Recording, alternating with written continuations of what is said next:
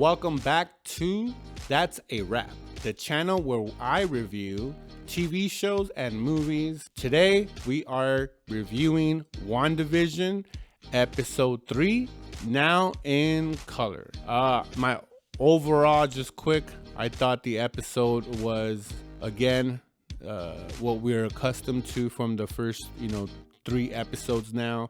Quality acting, quality production value. The supporting actors are on point. The whole thing was believable. I felt like I was in the 70s.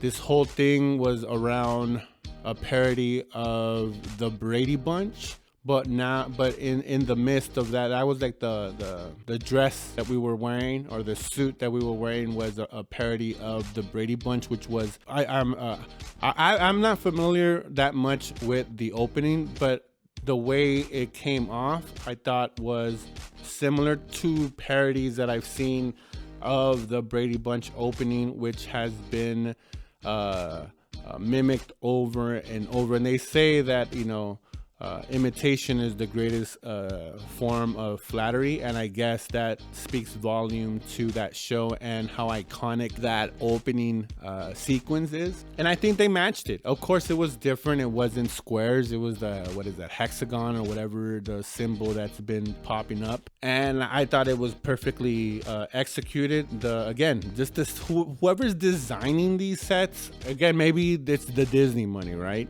The great empire of Mickey, of the mouse. And because they have that kind of money to burn, apparently, that they must have people that pay so much attention to every detail and making sure that it's era appropriate. It should be commended, whoever that person is or that team is. Again, they didn't disappoint. I was on asking so many questions from the beginning, after the great opening, of course, when they go into, we're following along in Wanda and Vision getting used to being in whatever this is, right? We have some ideas at this point with what we've seen in episode 1 and episode 2, and now in episode 3.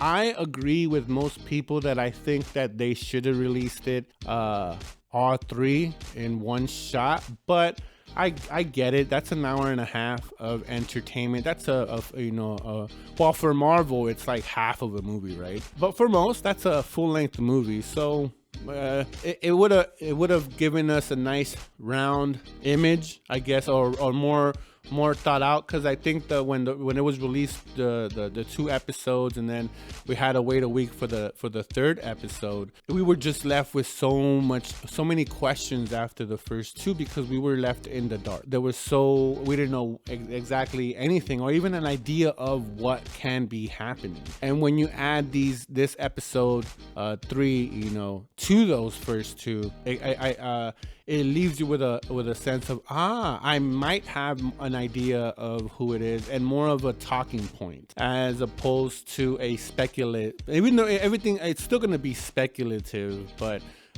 more of based on something, not just a made up or fabricated thing that you didn't see, but you're hoping maybe it comes up to. So I agree with the people that it should have maybe they should have released it in 3s, but given the fact that how popular it is, I can't argue with their methods. Obviously, they're doing something right over there at WandaVision. But yeah, the story didn't lag. The acting wasn't as fast-paced as the first 2 episodes, and I didn't expect it to be. I already knew that we're jumping through eras, or and the sitcoms is just symbolizing that. So I expected the acting to calm down, because that's what we look at us now, and look at our acting, and look at some of those long pauses, more of let the scenery or let the shot kind of speak for itself. There's not a lot of words being said, as opposed to back in the 50s and 60s. You had to use dialogue like this. You had to go, oh my god. So it was more fast paced to kind of pick you up, like, here, boom, boom, boom, boom, boom, and just kind of keep the audience engaged. And even in which, you know, on a side note, it would trickle down to radio, where you would hate to have dead air, and we see it now a little bit in YouTube, where they fill it up with all these noises. I mean, I do it myself, and several other channels do it, where they cover up the dead noise with music.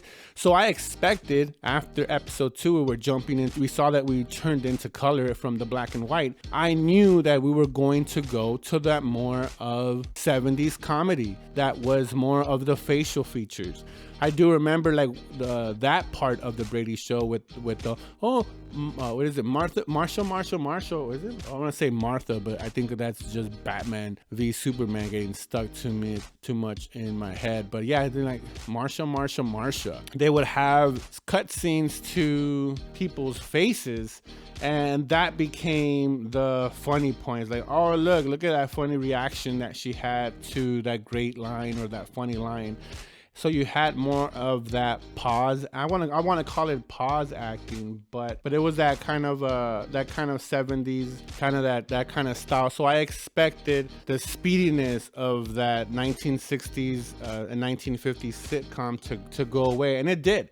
It was, like I said earlier, the era that we're in, 70s, the way the acting style was so different. But where this episode became so important, it is that it gave us, nothing was really odd. Even the whole thing with the pregnancy, if you follow the source material, you were probably already aware of the pregnancy that she's in and what's happening as far as what you're seeing.